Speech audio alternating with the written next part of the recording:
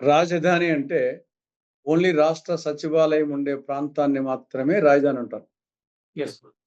రాష్ట్ర సచివాలయం. ఇప్పుడు దేశంలో 28 రాష్ట్రాలకు 28 రాష్ట్ర సచివాలయాలున్నాయి. 13 రాష్ట్రాల్లో హైకోర్టు వెలుపలుంది. 13 రాష్ట్రాల్లో కేరళ, గుజరాత్, తర్వాత వచ్చేసి రాజస్థాన్, ఉత్తరప్రదేశ్, ఉత్తరాంచల్, ఒరిస్సా ఇవన్నీ హైకోర్టు వచ్చేసి వేరే చోట ఉంది. ఇప్పుడు ఉత్తరప్రదేశ్‌కు రాజధాని లక్నో. కానీ లక్నోలో హైకోర్టు లేదు. బెంచ్ మాత్రమే ఉంది. కాన్పూర్ లక్నో ఉత్తరప్రదేశ్ రాజధాని లక్నోలో, హైకోర్టు వచ్చేసి కాన్పూర్. లక్నోలో కాదు. కాబట్టి ఆ విధంగా హైకోర్టు ఉండింది కూడా రాజధాని కాదు. ఓన్లీ రాష్ట్ర సచివాలయం ఉండేది. కొన్ని చోట్ల అసెంబ్లీలు 2 ఉన్నాయి. ఇప్పుడు మహారాష్ట్రకు సంబంధించి బాంబేలో ఒకటి, నాగపూర్‌లో ఒకటి. అదే కర్ణాటకకు సంబంధించి బెంగుళూరులో ఒకటి, బెల్గాంలో ఒకటి. అంటే ఉత్తరాంధ్రకు సంబంధించి డెహ్రాడూన్‌లో ఒకటి, ఇంకోటేదో ఉంది ధర్మస్థల ఏదో. కాబట్టి మనము నాగపూర్‌ను అసెంబ్లీ ఉంది కాబట్టి దాన్ని మహారాష్ట్ర రాజధాని అనం. కాబట్టి ఓన్లీ ఎక్కడ రాష్ట్ర సచివాలయం ఉంటే దాన్ని మాత్రమే అంటారు. అది మిగతా అమెరికాకొచ్చేసి రాజధాని ఏది? అమెరికా రాజధాని వాషింగ్టన్ డీసీ. కానీ దాని రాజకీయ రాజధాని ఆర్థిక రాజధాని ఏది? న్యూయార్క్ అంటారు. ఆర్థిక రాజధాని న్యూయార్క్. న్యూయార్క్ వచ్చేసి ఆ దేశానికి రాజధాని కాదు. ఆ రాష్ట్రానికి రాజధాని కాదు. ఆ రాష్ట్రానికి కూడా రాజధాని కాదు అది. కాబట్టి మనకు రాజధాని అనేది ఓన్లీ అడ్మినిస్ట్రేషన్ కోసమే. ఆర్థిక పరమైన కోసం కాదు. అడ్మినిస్ట్రేషన్ కోసం. అది సచివాలయం. ఆ ప్రాతిపదికన అడ్మినిస్ట్రేషన్ కోసం గనక ఒక రాజధాని ఉండుంటే దానికి ఇంత వేల ఎకరాల భూమి అనవసరం అంటే ఎంత పిచ్చి తూకులకి వారం అంటే ఇప్పుడు హైదరాబాద్‌కి వచ్చేసి రాష్ట్ర సచివాలయం ఎన్ని ఎకరాల్లో ఉంది?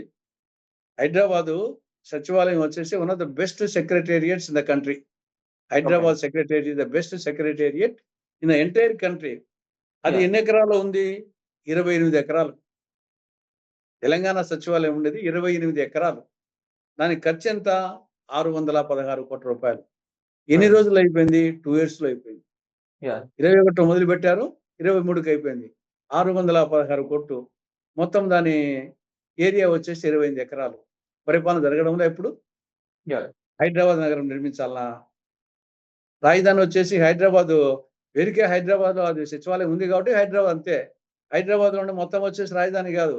రాష్ట్ర సచివాలయం దృష్టిలో పెట్టుకొని రాజధాని అంటున్నారు. కాబట్టి ఇక్కడ ఇన్ని ఎకరాల భూమి అనేది ఆ కాన్సెప్టే కరెక్ట్ కాదు.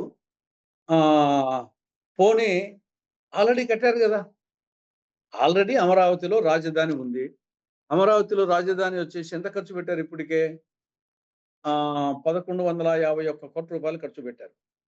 తెలంగాణ సచివాలయం ఏమో 616 కోట్లు. భారత పార్లమెంటు భవనం ఏమో 900 కోట్లు. తెలంగాణ ఆంధ్రప్రదేశ్ టెంపరరీ సచివాలయానికి పెట్టిన ఖర్చు ఎంత? 1151 కోట్లు. మళ్ళా ఇప్పుడు 4689 కోట్లతో పర్మనెంట్ సచివాలయం కడతారంట. ఒక దిక్కు బీద రాష్ట్రం మాకు డబ్బులు లేవని టెంపరరీ సచివాలయం ఏదో కొట్టంలోనూ గుడిసెలోనూ ఉన్నట్టు దాని ఖర్చు ఎంత? తెలంగాణ సచివాలయం కంటే ఎక్కువ పెట్టారు. ఇది 616 కోట్లు, ఇది 1151 కోట్లు. అది చాలదంట. మళ్ళా 4689 కోట్లతో మళ్ళా కడతారంట. తర్వాత చట్టంలో ఏముంది? విభజన చట్టంలో నా దృష్టిలో రాష్ట్ర సచివాలయమే. విభజన చట్టంలో ఈ కూడా కలిపాడు. ఏమి? సచివాలయము, అసెంబ్లీ, శాసనమండలి భవనము, తర్వాత రాజ్‌భవను, high court.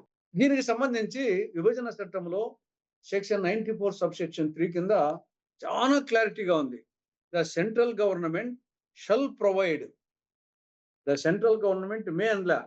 The central government shall provide special financial support for the creation of essential facilities in the new capital of the successor state of Andhra Pradesh, including Raj Bhavan, high court, government secretariat, legislative assembly, legislative council and such other essential infrastructure. ఇది చట్ట ప్రకారంగా కేంద్ర ప్రభుత్వం రాజధానికి సంబంధించి ఇప్పుడు చెప్పిన 5 ఐటమ్స్‌కు సెక్రటేరియట్‌కు, రాజ్‌భవన్‌కు, అసెంబ్లీకి, శాసన మండలికి, హైకోర్టుకు, మిగతా ఎసెన్షియల్ ఇన్ఫ్రాస్ట్రక్చర్‌కు కేంద్ర ప్రభుత్వం డబ్బులు ఇవ్వాలి. నువ్వు అది తీసి ఖర్చు కట్టు. రెడీ మరి కట్టావు. అప్పు ఎందుకు అవుతుంది సార్ ఇప్పుడు? ఇవన్నీ సెంట్రల్ గవర్నమెంట్ ప్రాజెక్ట్స్ అన్నప్పుడు అసలు అప్పు అనే ప్రాతిపదికనే ఉండకూడదు కదా సార్ అది. అస్సలు దాని జోలికే పోకూడదు. కానీ ఇప్పుడేం చేస్తున్నారు? ఇప్పటికే రాష్ట్ర ప్రభుత్వము గ్రాంటు ఖర్చొచ్చేసి ఒక 10,000 కోట్ల రూపాయలు ఖర్చు పెట్టారు. అది కాక ఇప్పుడు అప్పు 63,500 కోట్ల రూపాయలు. ఫస్ట్ ఫేజ్‌లో 31,000 కోట్లు, రెండో ఫేజ్‌లో 32,500 కోట్లు. మొత్తము 63,500 కోట్ల రూపాయలు అమరావతి పేరు చెప్పి అప్పు తెస్తున్నారు. వరల్డ్ బ్యాంక్ నుండి, ఏషియన్ డెవలప్‌మెంట్ బ్యాంకు, అడ్కో నుండి, కేఎఫ్ఐ బ్యాంక్ నుండి, తర్వాత వచ్చేసి నాబార్డ్ నుండి, ఏపీపీఎఫ్‌సి, నాఫెడ్ ఇన్ని సంస్థల తరపు నుండి 63,500 కోట్లు రాష్ట్ర ప్రజల తరపున అప్పు తెచ్చి అక్కడ ఖర్చు పెడుతున్నారు. నీకు ఫస్ట్ ఆఫ్ ఆల్ కేంద్ర ప్రభుత్వం నుండి తెచ్చి గ్రాంట్‌తో కట్టాలా? అక్కడ ఫెయిల్ అయిపోయినాం. రెండవది ఆల్రెడీ కట్టావు 1,151 కోట్లతో ఆల్రెడీ ఎల్&టీ వాళ్ళొచ్చేసి అది వేరే వాళ్ళొచ్చి ఏదో కట్టినట్టుంది వాళ్ళు కంపెనీ అది. వాళ్ళొచ్చేసి 11,50 కోట్లు ఆల్రెడీ ఉంది. హైకోర్ట్ ఉంది. అసెంబ్లీ గత 10 సంవత్సరాలుగా అక్కడి నుండి పరిపాలన సాగుతా ఉంది. 2014, 19 చంద్రబాబు నాయుడు ముఖ్యమంత్రిగా ఉన్నాడు అక్కడనే. చీఫ్ సెక్రటరీ అక్కడ ఉన్నాడు. మంత్రులు, సెక్రటరీస్ ఆ నుండే పరిపాలన సాగింది. జగన్మోహన్ రెడ్డి పీరియడ్ అక్కడ నుండే సాగింది. ఇప్పుడు అక్కడ నుండే సాగుతా ఉంది. ఏం నువ్వొచ్చేసి చెట్టు కింద ఉండి పరిపాలన చేస్తున్నావా? లేకుంటే గుడిసెలో ఉండి పరిపాలన చేస్తున్నావా? ఆల్రెడీ 1,151 కోట్లు ప్రజలు ఖర్చు పెట్టి ఆ నుండి పరిపాలన సాగిస్తూ అసెంబ్లీ ఆల్రెడీ అనేక సెషన్స్ అసెంబ్లీ జరిగింది అక్కడ నుండి. నీకు కొత్త అసెంబ్లీ ఎందుకు? కొత్త సెక్రటరియట్ ఎందుకు? కాబట్టి పరిపాలించే దానికొచ్చేసి ఆల్రెడీ ఉంది. ఇప్పుడు అనవసరంగా వచ్చేసి అదేదో గ్రీన్ క్యాపిటల్ అంట, కొత్త క్యాపిటలు. నీకు క్యాపిటల్ అనేది పరిపాలన కోసం. మిగతా అంతా అది వికేంద్రీకరణ అభివృద్ధి జరగాల. రాష్ట్రంలో అన్ని ప్రాంతాల్లో అభివృద్ధి జరగాల. అక్కడ ఒక అడ్మినిస్ట్రేషన్ యూనిట్ అంతే అది. కాబట్టి సో ఇప్పుడు మనకు రెండో విడత భూ కావాల్సినటువంటి సేకరణకి మీరు సమర్థమా? లేదంటే మీరు వ్యతిరేకంగా ఉన్నారండి? ఇప్పుడు రెండో విడత మొదటి కూడా విడత ఇంకో మొ 30,000 ఎకరాలు కావాలంటారు కదా సార్. మొదటి విడతకే అంత అనవసరం అని చెప్పేసి ఆ రోజు అన్నాం. మొదటి విడత రాజధాని వచ్చేసి అమరావతిలోనే ఉండాలా. కానీ మొదటి విడతలోనే అంత అనవసరము. ఇంక రెండో విడత అవసరమే లేదు. రైట్. రెండో విడత అవసరమే లేదు. తొలి విడతలోనే రైతుల దగ్గర నుండి సేకరించింది 29,442 ఎకరాలు. రైట్. అది కాక గవర్నమెంట్‌ది కొంత ఫారెస్ట్‌ది, గవర్నమెంట్‌ది 34,818 18,965 ఎకరాలు. కాబట్టి ఇద్దరిది కలిసి 53,748 ఎకరాలు ఆల్రెడీ ప్రభుత్వం దగ్గర ఉంది. రైట్. 53,748 ఎకరాలు. నేను తెలంగాణ చెప్పాను గదా! సెక్రటేరియట్ 28 ఎకరాలు. అసెంబ్లీ, హైకోర్టు, రాజ్‌భవను అన్నీ కలిస్తే 300 ఎకరాలు.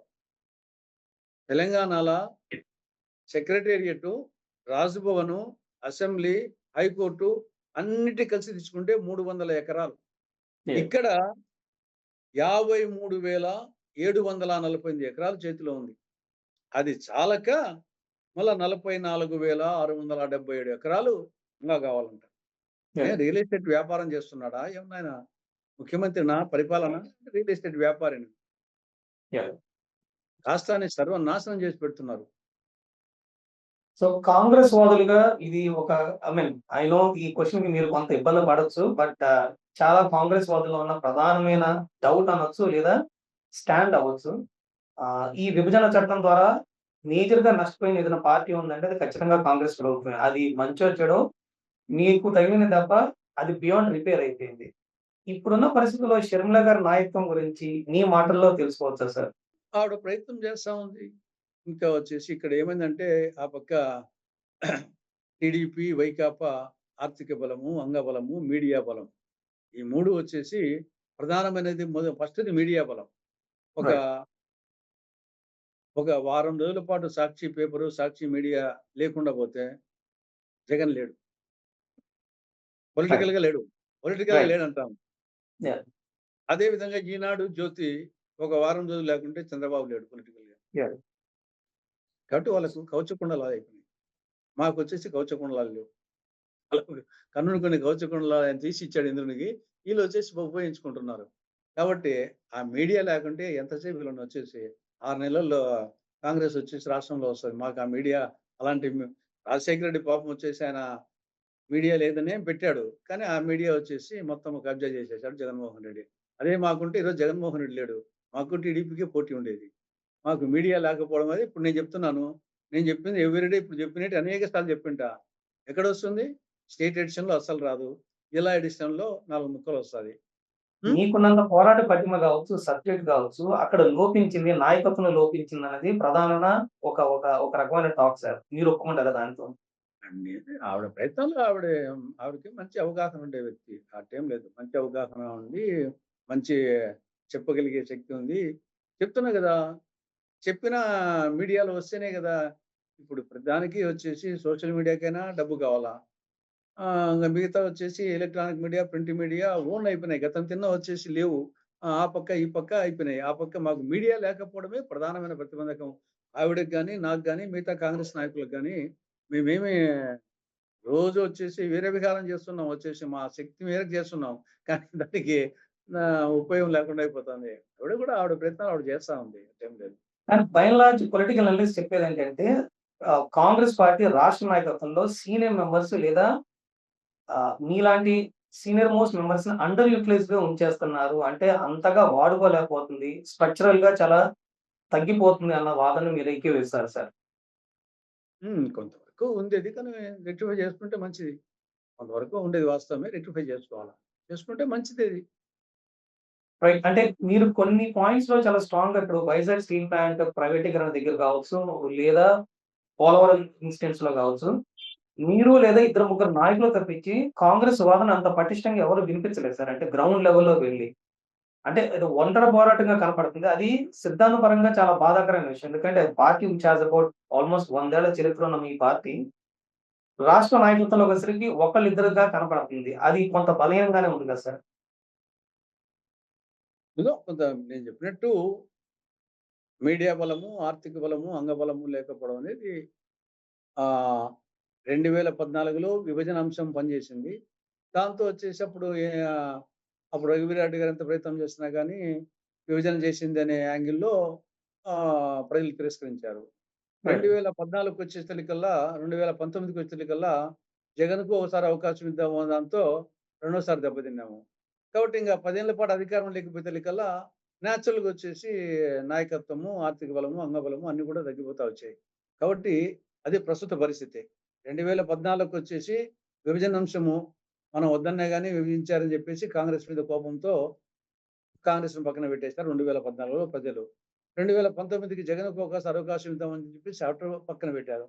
ఇప్పుడు 10 ఏళ్ల అధికారంలో లేకపోయేసరికల్లా నేచురల్‌గా నాయకులొచ్చేసి ఆ పార్టీ కింద, ఈ పార్టీ కింద సర్దుకున్నారు. తర్వాత మిగతా వాళ్ళకుండే వాళ్ళకి అట్నే ఉన్నా గాని ఆర్థిక బలము, అంగబలము, మీడియా బలము లేక సతమతమవుతున్నాం. ఇప్పుడున్న రాజకీయ పరిస్థితుల్లో మేనిఫెస్టో కన్నా స్టార్ క్యాంపెయినర్ అనేది ప్రధానంగా కీలకమైపోతుంది. మీరు దాన్ని ఒప్పుకుంటారా సార్? కరెక్టే. ఇప్పుడే గాదు. ప్రాచీన కాలం నుండి కూడా యాక్చువల్‌గా వచ్చేసి ఎంత ఉన్నా మేనిఫెస్టో ఎంతున్నా లీడరు అనేది చాలా అవసరం అది. ఇప్పుడే గాదు.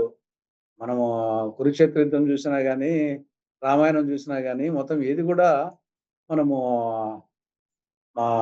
ప్రపంచంలోనే చానా దేశాల్లో వచ్చేసి నాయకత్వం అనేది దాన్ని బట్టే ఉంటుంది. ఇప్పుడు యాక్చువల్‌గా మన దేశంలో జ్యోతి బాసును ఆ అవకాశం వచ్చినప్పుడు ప్రధానమంత్రిని జేసింటే, ఈ దేశ పరిస్థితి వేరే ఉండేది. బీజేపీ పొజిషన్‌లో చీఫ్‌గా ఉండేది. కాంగ్రెస్, రైట్. కమ్యూనిస్టుల మధ్య ఉండేది మళ్ళా పోటీ. ఆ ఒక్క ఛాన్స్ మిస్ అయ్యేసరికల్లా వచ్చేసి బీజేపీ ఆక్యుపై చేసింది. బీజేపీలో అంత చెప్పినా గాని ఆఖరికి వాజ్పేయి, అద్వానీ, నరేంద్ర మోడీ, అమిత్ షా ఈళ్ళే అంటారు కదా! వచ్చేసి. నాయకత్వం ఉండబట్టే కదా! మిగతా ఎంత చెప్పొచ్చు ఆర్ఎస్ఎస్ ఉండొచ్చు, మిగతా ఉండొచ్చు. కానీ నాయకత్వం అనేది ఏ పార్టీకైనా నాయకత్వం వచ్చేసి స్టేచర్ ఉండే నాయకుడు అనేది చాలా అవసరం. ఇప్పుడు ఏడీఎంకే తమిళనాడులో ఎందుకు రాలేకపోయింది? అదే జయలలిత ఉండింటే ఆ ఛాన్స్ విజయ్‌కి వచ్చుండేది కాదు. జయలలిత కొట్టిండేది. డీఎంకేను స్టాలిన్‌ని మార్చాలనుకున్నారు. అదే వచ్చేసి పళనిస్వామి చాల్లా. అదే యాహ్! జయలలిత ఉండింటే ఆ ఛాన్స్ వాళ్ళు కొట్టిండేవాళ్ళు. విజయ్‌కి వచ్చిండేది కాదు. కాబట్టి ఎప్పటికైనా నాయకత్వం అనేది డెఫినిట్‌గా ఏ కాలంలో అయినా సరే అవసరం. రైట్. ముగించే ముందు జాతీయ స్థాయిలో వస్తున్న ఒకే ఒక ప్రశ్న సార్. అనుకోకుండా కాంగ్రెస్ గవర్నమెంట్ కొంత ప్రో ముస్లింగా జరుగుతుంది. తద్వారా కొంత ప్రో హిందూ ఓట్లను కోల్పోతుంది. ఆ ఓట్ బ్యాంక్‌ని బీజేపీ సక్సెస్‌ఫుల్‌గా మార్చుకోగలుగుతుంది. వాళ్ళ వైపు తిప్పుకోగలుగుతుంది. ఈ క్రమంలో బీజేపీ హిందూ ఓట్ బ్యాంక్‌ని గనక ఎంతైతే పొందగలిగిందో అంతే పర్సెంటేజ్ కాంగ్రెస్ కోల్పోతుంది. సో, సెక్యులరిజం అన్న వాదనలో మీరు ప్రో మైనారిటీ అవ్వటంతో ఈ ఓట్ బ్యాంక్ కోల్పోవడం అనేది మీకు ఇబ్బందికర పరిణామం కాదా సార్? దాని ద్వారా ఏమవుతుందంటే డెమోక్రాటిక్‌గా కూడా it has become a big challenge. అంటే డెమోక్రసీ అర్థాన్ని కూడా మారిపోయే పరిస్థితి వచ్చింది అన్నది చాలా మంది విశ్లేషకుల వాదన. అట్‌లీస్ట్ కాంగ్రెస్ యొక్క పరిస్థితి అయితే కొంత ఇబ్బందికరంగా ఉంది కదా సార్ ఆ ఫ్రంట్‌లో. నేను ఇంటర్నల్ కూడా నేను మా వాళ్ళ మీటింగ్‌లో కూడా నేను వాదిస్తున్నా. మనకు వాళ్ళు బీజేపీ వాళ్ళు మాది హిందూ పార్టీ అంటారు. మనం వచ్చేసి ఇది భారతీయుల పార్టీ అన్నాము. భారతీయుల కింద హిందూ వస్తాడు, ముస్లిం వస్తాడు, సిక్కు వస్తాడు, క్రైస్తవులు వస్తారు, అందరూ వస్తారు. స్వాతంత్ర పోరాటంలో భారతీయులుగా పోరాడినాం మనం ఇండియన్స్‌గా. హిందువులు, ముస్లిమ్స్ కాదు. కాబట్టి మనకు దేశానికి స్వాతంత్రం తెచ్చిన పార్టీ, మనకు భారతీయుల పార్టీగా చెప్పుకున్నాం మనం వచ్చేసి. మనము హిందువులకు వ్యతిరేకమైన ముద్ర పడితే అది ఎప్పటికీ బీజేపీకి అడ్వాంటేజ్ అయితుంది. అదేవిధంగా మనము ప్రో ముస్లిం అని గాని, ప్రో క్రిస్టియన్ గాని, ప్రో హిందూ అని కాదు, ఏది కాదు. ప్రో భారతీయుడు, ప్రో ఇండియన్. మనకు స్వాతంత్రం తెచ్చిన పార్టీ, ఇన్నేళ్ళు పరిపాలించిన పార్టీ, కాశ్మీర్ నుండి కన్యాకుమారి వరకు, కటక్ నుండి కటక్ వరకు ఏ గ్రామానికి పోయినా మనం చేసిన అభివృద్ధి కార్యక్రమం, సంక్షేమ కార్యక్రమం ఉంటుంది. ఎస్సీలకు రిజర్వేషన్ ఇచ్చింది మనము. ఎస్టీలకు రిజర్వేషన్ ఇచ్చింది మనము. తర్వాత మహిళా రిజర్వేషన్స్ ఇచ్చింది మనము. సంక్షేమ కార్యక్రమాలు, అభివృద్ధి కార్యక్రమాలు అన్నీ చేసింది. కాబట్టి మనము బీజేపీకి ఆ ఛాన్స్ ఇవ్వద్దు. మనము వాళ్ళు వచ్చేసి వాళ్ళ ట్రాప్‌లో మనం పడొద్దు. మనము ప్రో ఇండియన్. మనం భారతీయులం. మాది భారతీయుల పార్టీ. నేను భారతీయుని అనే యాంగిల్‌లో పోవాలని చెప్పేసి నేను మా పార్టీ సర్కిల్స్‌లో మాట్లాడుతుంటాను. నేను ఇప్పుడు మీతో మాట్లాడుతున్నానంటే నాకు కూడా ఆ భావన వచ్చేసి బీజేపీ వాళ్ళు ఆ ట్రాప్‌లో పడేస్తున్నారు. కాంగ్రెస్ పార్టీని వచ్చేసి ఇది యాంటీ హిందూ, ప్రో ముస్లిం, ప్రో క్రిస్టియన్ అనేది వాళ్ళు పర్పస్‌ఫుల్‌గా వాళ్ళకది అడ్వాంటేజ్. వాళ్ళు దాన్ని తోసేస్తుంటే మనం దాన్ని కౌంటర్‌గా నేను చెప్పి కదా మహామంత్రి తిమ్మర్ సూత్రం అని ఒక గీత ఉంటుంది. ఆ గీతను అట్టే ఉంటుంది. దాన్ని తుడపకుండా దాన్ని చిన్నది చేయాలంటే పక్కన పెద్దది గీయాల. మనకు భారతీయుని పెద్దది. వాళ్ళది హిందూ. భారతీయుని పెద్దది. భారతీయుని కింద హిందూ వస్తాడు, ముస్లిం వస్తాడు, సిక్కు వస్తాడు, క్రైస్తవుడు వస్తాడు, పార్సీ వస్తారు, అందరూ వస్తారు. అది చెప్పుకునే అర్హత మనకొక్కరికే ఉంది కాంగ్రెస్ పార్టీకి.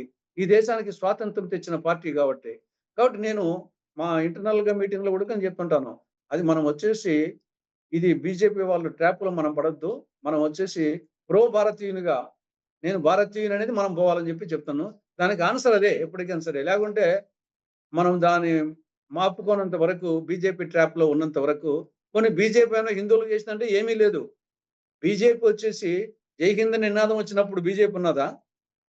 జై హింద్ నినాదం వచ్చినప్పుడు బీజేపీ లేదు. సారే జహాं से अच्छा అనే పాట రాసినప్పుడు ఒక ముస్లిం రాసింది. అప్పటికి ఈ యొక్క హిందూ మహాసభ గాని, ఆర్ఎస్ఎస్ గాని, బీజేపీ గాని, జనసంఘ్ గాని ఆవిర్భవించలేదు. ఇప్పటికి ద హిందూ పేపర్ ఉంది. ద హిందూ పేపర్ వచ్చేసి వాళ్ళకంటే మీరు పెద్ద హిందువులా? 300 సంవత్సరాల క్రితం వచ్చేసి ఎప్పుడో స్థాపించబడింది. కాబట్టి మీకు తిరుమల తిరుపతి దేవస్థానం సమక్షంలో ఆంధ్రప్రదేశ్‌కు ప్రత్యేక హోదాన్ని ప్రకటించి తిరుమల వెంకటేశ్వర స్వామికి పంగనామాలు పెట్టిన బీజేపీకి ఉందని చెప్పుకునే అర్హత ఉందా? వాళ్ళకి ఏం అర్హత లేదు. కానీ వాళ్ళు చెప్పుకుంటున్నారు. అన్ని అర్హతలు భారతీయునిగా చెప్పుకునే అర్హత మనకుంది. కాబట్టి భారతీయునిగా యెస్. హిందూ భారతీయుడిగా ఉండే హిందువు నేను హిందువునే భారతీయుని చెప్పుకోవాలా? క్రైస్తవులుగా ఉండే క్రైస్తవుని భారతీయుని చెప్పుకోవాలా? ముస్లిం ఉంటే ముస్లిము భారతీయుని. ఫస్ట్ భారతీయుడు తర్వాత చెప్పుకో. ఆ యొక్క హక్కు మనకే ఉందని చెప్పేసి నేను మా పార్టీలో కూడా వాదిస్తా ఉంటాను. Great sir. చివరి ప్రశ్న సార్. ఓట్ చోరీ నేపథ్యంలో కాంగ్రెస్ ప్రభుత్వం రాబోయే ఎన్నికల్లో బ్యాలెట్ పేపర్ నమ్ముకుంటుందా? లేదా ఎలక్ట్రానిక్ ఓటింగ్ నమ్ముకుంటుందా సార్?